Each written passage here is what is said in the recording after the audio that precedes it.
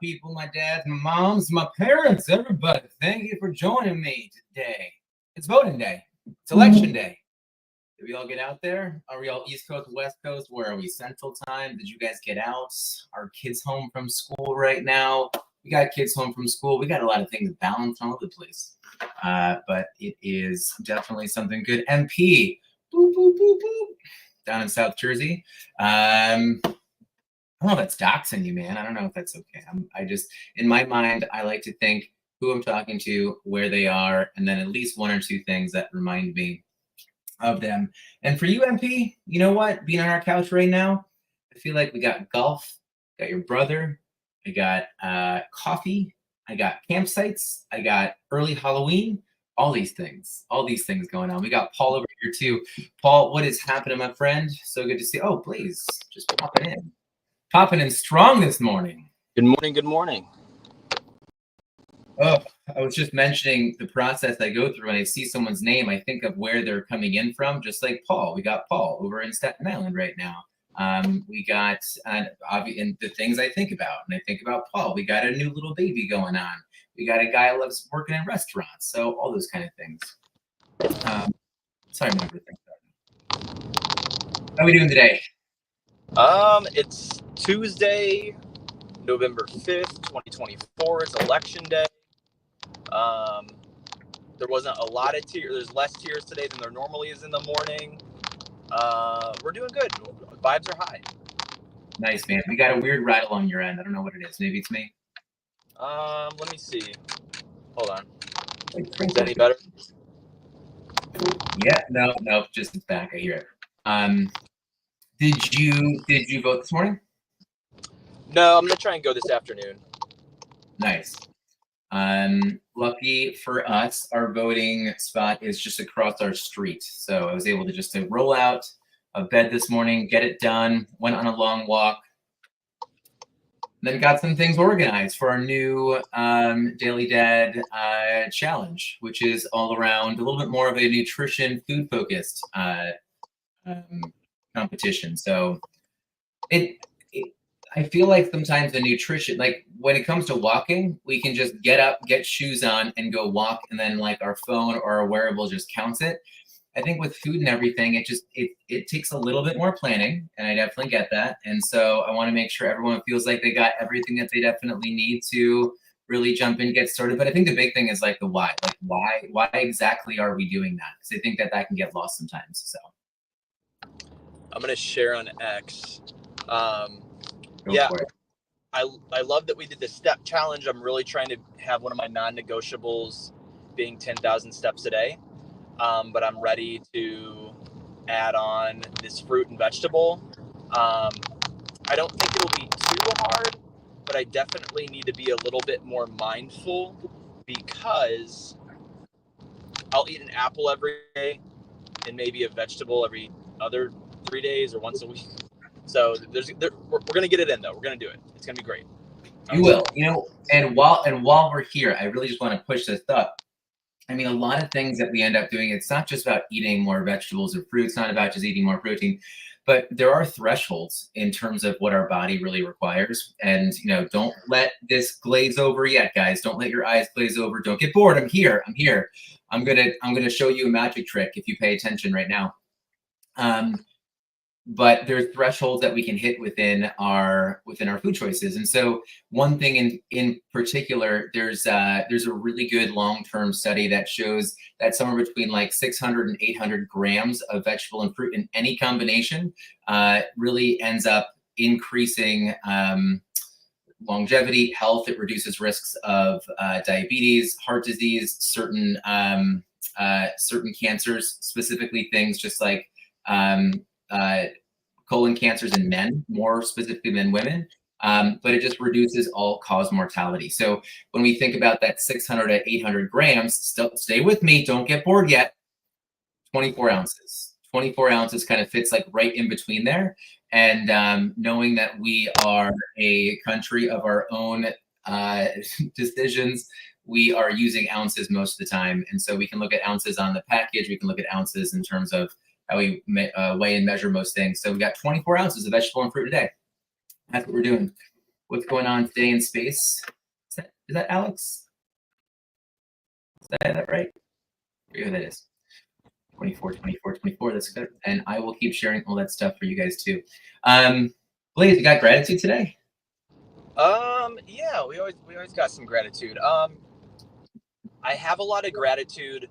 Tyler Kennedy, if you guys don't know him, he's a comedian.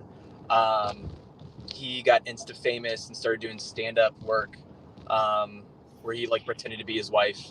And I want to say like playfully making fun of her, or like women and maybe some men. I don't know. But anyways, now that he's a dad, he does a lot more like Insta jokes about like being a dad. And the big one is like, oh, I just got my kids on the sleep schedule. Now they're waking up at 4:30 instead of 5:30.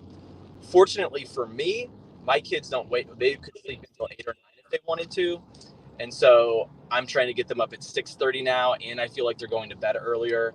So I think I think it's a blessing for myself. So that's my gratitude. I think the Hirsch household is running smoother today than it was last week. It's excellent. Do you think it's mainly because of the time change? I love the time change because it's a significant change in our lives, especially when you're a busy parent, you live your life by the clock, and or at least I do. And when there's a big change like that, it's like, okay, what other things can I change? Right, I'm gonna eat some more fruits and vegetables. All right, I'm doing an experiment this week. Like if I give Bryson 30 minutes of TV in the morning, will his teacher report out that he's paying attention more in school because he got some like stuff that he wanted to do out of the way early in the morning? So lots of experimenting this week. And there you go. That's awesome. Well, I'm glad that is definitely something that is working for you guys there. What was the comedian's name again? I feel like I must know him. Pretty sure it's Tyler Kennedy. I might be saying it wrong. If anyone in the couch knows, on the couch. I feel, yeah, I definitely know who. Oh, Trey Kennedy. Trey, there we go. Okay, got it. I was like, it sounds familiar, and I think I know who you're talking about. What I will do, just because we did bring him up, I will share his IG. How's that? Sounds great. Oh, we should get him on the pod. We'll get him on the pod. Totally. We gotta get. I need a little kick in the booty. So need to make sure that we're just dealing with that too. I'll get to this question in just a second. But that was great gratitude. I really appreciate that. Really appreciate that. I am curious, though, in the Turner house, how has daylight savings affected you all, or not really, just pretty much the same? Man, thanks for asking a question. I would say it's kind of like not notable right now.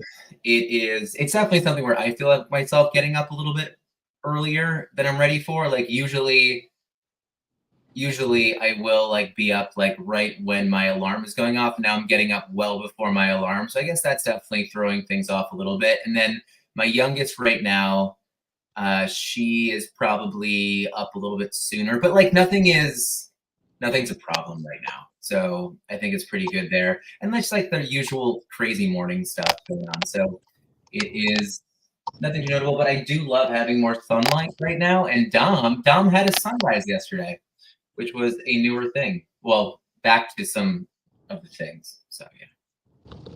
Good. And the interesting thing I learned this week was, now that we did daylight savings, it's the same time here as it is in Colombia. So there you go. Colombia, like the country?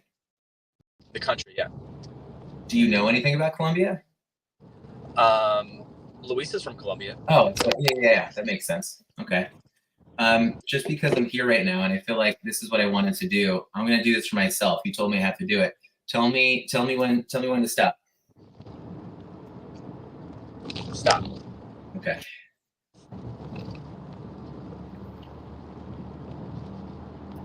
All right, you're gonna ask me this, okay? This is you asking me this. So you're asking me, if for some reason I lost my memory, so Blaze, you're asking me, if for some reason you lost your memory, right? You're asking me this. If for some reason I lost my memory, what's the first thing you tell me about us? What's the first thing I tell you to try and get it back? Well, what's the first thing that I guess I would have to tell you What's the first thing you tell me about us? So if I have to remind you about our relationship, what would I say? I would say, hey Ryan, I'm your friend Blaze. We do a daily show at 8:30 a.m. Usually you set it up. See you tomorrow.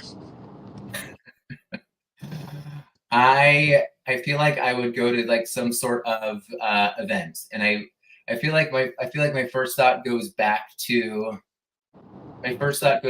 sharing a hotel room in Cleveland, and feel like there was one time we shared a hotel room in Cleveland that I'm pretty sure was an old folks home, and that we survived it. It was fun. It was fun. That's my first memory. Feel like we spent time in Cleveland in a crazy situation. And I think the funny thing is, the fire alarm went off like 2 or 3 times one night. I know. No. Daily show, dad things, eels, because V friends, right? All those things. Yep. Those would definitely come in there. All right. Not as funny as I wanted it to be, but that's okay. We're there. We're there right now. We're making it happen.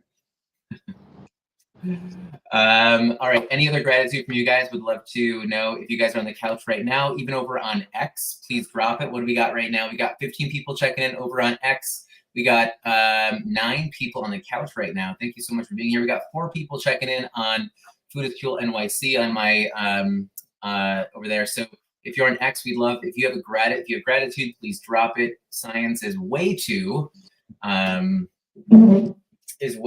strong for us to realize that not sharing gratitude is a good thing. So please share it, drop it, let us know. Let us know what's going on. Before we get there, David, you mentioned Ryan. Where do you sit on slow carb eating? Is it slow or low? Because both work, meaning plant proteins over animal proteins. So just quickly, I don't want to dive too deep into there, but I'm always big on making sure that we have an eating style that's going to really control blood sugar, make sure that it's going to be really prioritizing muscle health, muscle maintenance. And so at all times, we are higher protein, we're higher soluble fiber. I'm always looking at foods that are going to keep people fuller longer. And so slow carb eating is definitely going to be something where when we look at soluble fiber, there's definitely foods that are higher in soluble fiber than others. And so if we can get at least 25 to 35 grams of soluble or of fiber in a day, and half of that being soluble, that will be a slower carb style of eating. But I also work with a lot of athletes, and so we can't go too low carb most of the time. So usually the general population, it'll be a different goal for most people, but again, it depends what goal you really have. So I think that there's that balance between plant proteins and animal proteins that can work just fine. And that is my job day to day. So we just balance it out. But that's the quick one too. These questions, you can always just dive. You can always go so much deeper into it, but. I would love to see, and you don't have to do this. I couldn't provide insight because I don't know enough about it. But one of the best running back in the NFL right now is Derrick Henry, and he plays for the Baltimore Ravens. He was on the Tennessee Titans for a while. Yeah. But he has some wild diet to try to get him at peak performance. And he's had like more than 2 touchdown games this season, and he is just an absolute beast. So I'd be very curious what your thoughts would be with whatever his diet is. It's something like he doesn't eat till 5 o'clock every day, but then he's just like, I'm sure, like pounding some of these calories where it's all full foods. And I'd love your take if you have time. But if you don't. No, it's cool. I mean, this is, I'm just looking it up right now. Obviously, when you put things into Google now, I guess AI takes over. So we have to go based off of where that's coming from.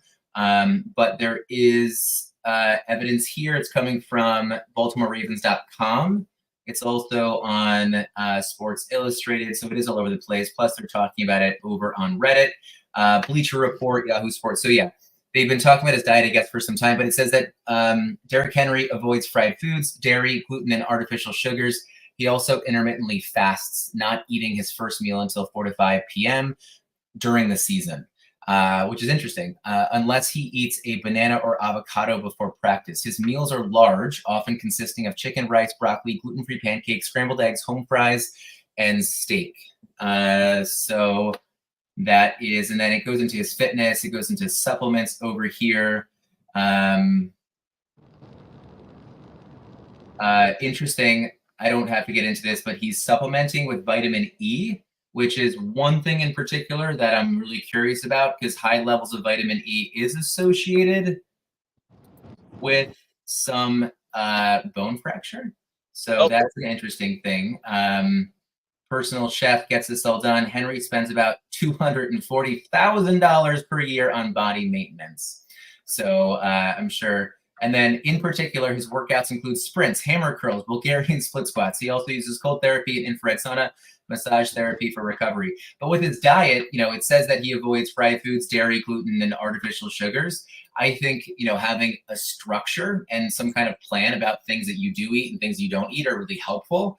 Obviously, if he ate some fried foods, it probably wouldn't be the worst thing in the world for him. Dairy and gluten, if he has some sort of intolerance, I think it's definitely important to keep those things away. Artificial sugars, if he decides not to have artificial sugars, I think it's great. In his situation, I think it's great too, because staying away from artificial sugars likely can mean that he's going to be able to have more sugars. It doesn't say that he doesn't have sugar in his diet. He doesn't have the artificial sugars. And usually if we want to have rapid digesting carbohydrate, just like here for the recent New York City Marathon, or whether it's going to be Gatorade on the sideline to give people a good boost of blood glucose, that's going to end up helping. So who knows what's really going on there. He also intermittently fasts, not eating his first meal until 4 to 5 p.m. during the season. That's an interesting thing depending on when game time is. So to actually go into his games unfed, that's an interesting thing. But it says that unless he eats banana or avocado before practice. So I'm not really sure exactly when that ends up happening most of the times, but he is eating large meals. He's eating large meals. So most of the time, like if he was fasting strictly and not getting enough calories, you'd see someone losing muscle mass and losing weight. I know I know that they have a sports dietitian over on the Ravens right now. And I'm just curious who it is. Sarah Snyder. So Sarah Snyder is an amazing sports dietitian. She has been all over the place, all over the industry. She's an amazing individual. She was hired by the Lions a while ago. That's how I knew her. But she is helping out. She's helping all this out. So I'm sure she's keeping an eye on him, because that's a lot of money that the team is spending on one individual. But whether you end up eating all those calories during a 5-hour period of time or a 12-hour period of time, you just need to make sure that you're getting enough calories, that you're getting enough protein. The only thing is that I would really be concerned about his performance for, say, like a 1 o'clock game if he hasn't eaten anything all morning. But I'm thinking that maybe during that time, it says before practice, but during the games, maybe the banana before, whatever's happening. I can't say for certain, but I'm sure there's more to this. So those are my first thoughts. But I can't imagine that he doesn't eat before. We really need IJ Rob's a big Baltimore Ravens. Need him on here to get his take. But that's so interesting. I really appreciate that. And it has me thinking. So thank you. Yeah, I would love to dive deeper, because I think the last thing I'll say, I know that we're 20 minutes in. Last thing I'll say is the last time where we were having difficult conversations as dietitians was when the documentary Game Changers came out. And so everybody was so quick to be like, well, I'm going vegan now. I'm going vegan. And most people would say, well, that athlete's doing it. And then they would start talking about different things about like sexual health, because that was like a big part of that documentary. But what happened is that a lot of athletes that had switched over to go strictly vegan without a proper plan and a proper way of doing it, you started to see more injuries, and you started to see them not performing as well either. One person notably that was doing this was LeBron James, I believe. And so when people started to look at his diet and how he was doing, it's like, okay, there is a wrong way to do it. You can definitely be a vegan. There's a lot of great vegan athletes out there, but it's not hard, but it takes time. It takes a lot of planning. It takes effort, more so than people think. So yeah. But yeah, whether it's your age, whether you have different goals, they're all going to change. But largely there is like most of the time there is a starting point that most of us can go from, but we want to know clinically, like, what do you have any past medical history? What's your blood work? What are you currently eating? Obviously, what are your goals? As people get older, protein needs actually go up, but usually most people that are getting older, their protein goes down, but we want to maintain muscle mass, control blood sugar, make sure that we're doing everything we can not to have people under fueling. So, but anyway, good points all around. Dom, are you feeling sick? Is Dom sick? Is that what I saw? Dom, feel better. I have a hard cutoff at 8:55 today, so we got 2 minutes left. But the meditation today was about gratitude. Yeah. And so we hit on it every day because we're always talking about gratitude, but it's really talking about gratitude with your kids. And if I listened to it correctly, the person that was featured today was talking about how he does gratitude every Sunday to start the week with his kids. And it talked about always having some piece of gratitude on the edge of your mind, which I just think helps with coping with life. Because if you're not enjoying or thankful for something in your life, I think it's probably really hard to get out of bed, go to work, interact with people, do different things. But the challenge that I'm thinking for myself and for everyone here today is you really have to have a space and or a time where you are talking about gratitude with your kids. I think all the suggestions that I ever heard, if you are sharing gratitude, you always try to pick 3 things. So really, like, not just doubling, tripling down on gratitude. So I'm thankful I found this parking spot. I'm thankful that we just had this great conversation about nutrition, and I have a lot of gratitude for the schedule. So, but I have been trying to do more gratitude with my kids at night, but I think it'd be great. Maybe I put it in my Outlook calendar. Maybe that's a chore that I give my kids, is like, hey, every night at 7 p.m. we share gratitude. Or I don't know, I'm just brainstorming. No idea is a bad idea, but would love to hear thoughts on how you guys here incorporate gratitude with your kids. That's so good. If you got to go, you can bounce out. One thing that you're saying, I also saw here, because in this meditation today, it highlights CEO of Mechanism. I'm not familiar with what that is, but Jason Harris, award-winning ad agency, is what this is here. He starts talking about gratitude, but one thing he said he does, and I'm going to highlight the one thing that I like that was said here, but he says that every Sunday, I guess him, his kids, whoever, is writing down 3 things that they're grateful for. What I love here is that it's just calling it out. He says, I know this is not earth shattering, because I think a lot of times we like want to recreate the wheel. Don't. Like, if we're just thinking of gratitude, think of your 3 things. I love the fact that you just said it's your parking space. It's the sun. It's the time change. Whatever's really going on. Again, I know it sounds so simple, just like Jason Harris is saying here. It's like, it's not earth shattering, but that means get over it and let's just get it done. So show up here, share your gratitude, make the day amazing. But this is how he's saying he kind of like sets the week up for himself and his kids. I've taken your kindness chart, Blaze, into account. Our family does it often. I'm going to take what you just said about writing down gratitude with the kids a little more often at night. I'm going to focus on that. I love that. I got to go, everybody, but have a great day. Love you all. Peace out, buddy.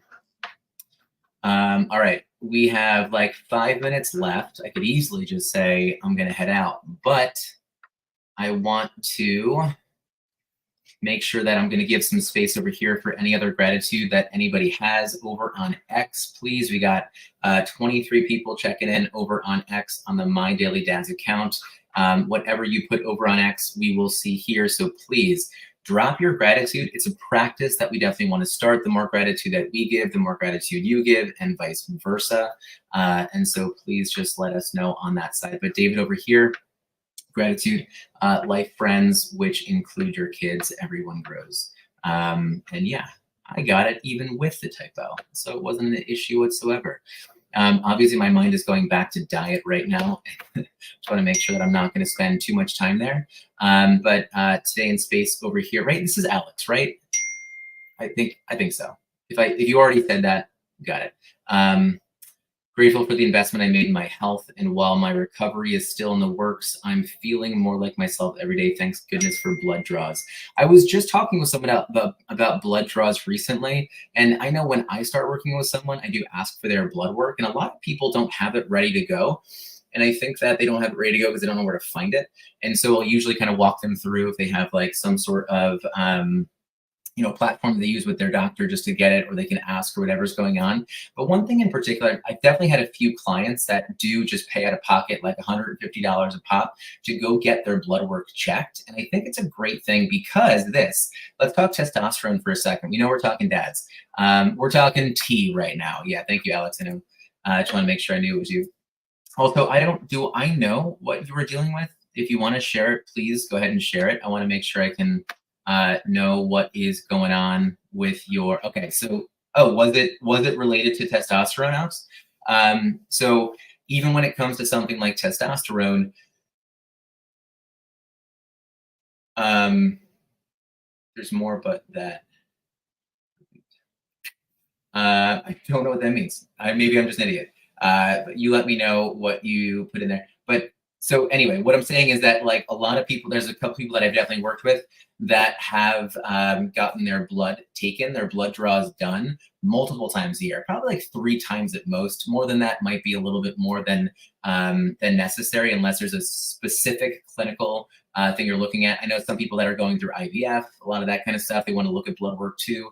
But when we are looking at someone's blood work, looking at something like testosterone for men, whether it's free testosterone or total testosterone, because it really can affect so many things. And especially when I'm working with some of my larger bodied clients, my obese clients, testosterone drops just when we have a higher amount of body fat on us, just because it can create higher cortisol and give us more issues around blood sugar, cholesterol, on and on and on. But I think where I'm going with that is that if I base my recommendations to you based on your testosterone from one annual visit to your doctor, there's some stuff we can take away from that. But testosterone is going to be higher in the morning than it is going to be in the evening. And most of the time you're not going to get your blood drawn then, but also different times of years. There's annual cycles that these kind of things happen. Even vitamin D status, that's like a very cyclical kind of thing too. So if we check your vitamin D in the middle of the summer and then we make a recommendation not to have you supplementing with vitamin D, that ends up becoming an issue, especially when we get into the darker months. So we have to understand really where those things are. Even with blood sugar, hemoglobin A1C, knowing that your blood sugar is definitely going to be a lot more controlled.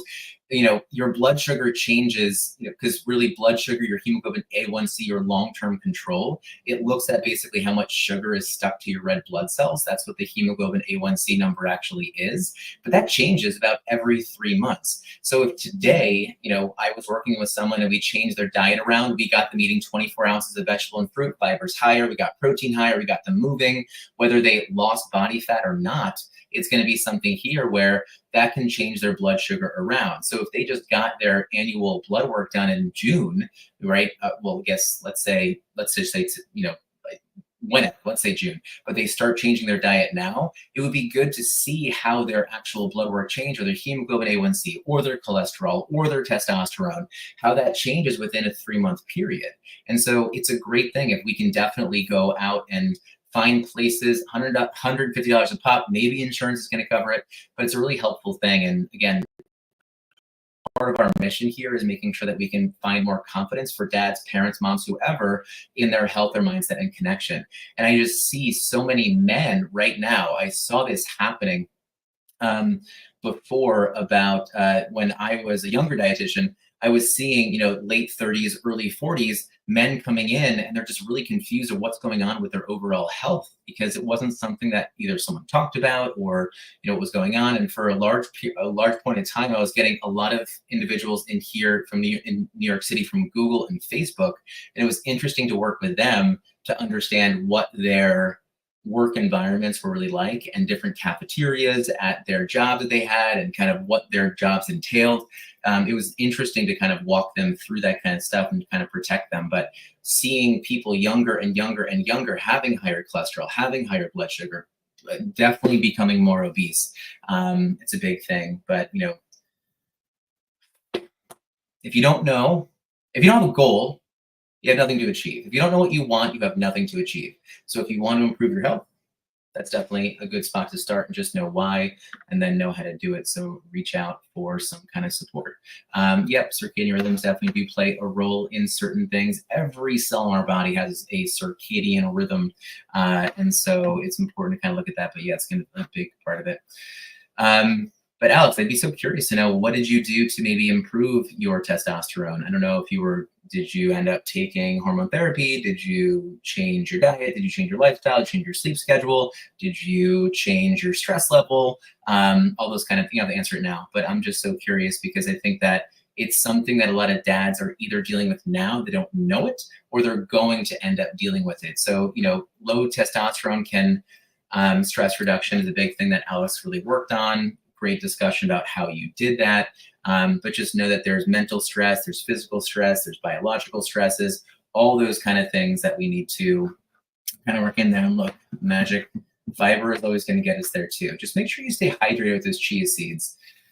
Man, if you're not hydrated enough, you're just going to poop little pellets all day long. So make sure you're getting at least 100 ounces of water per day to make sure that you're taking care of that fiber there. Yeah, it's definitely a helpful thing. Okay, got it. So you did do some hormone therapy over there. Right. But anyway, good discussion. Would love to discuss that further at some point, but not why we're here exactly for today. But we'll come back around to that. But anyway, guys, I'm going to end it there. We got some client calls coming up, and just guys, gratitude all around.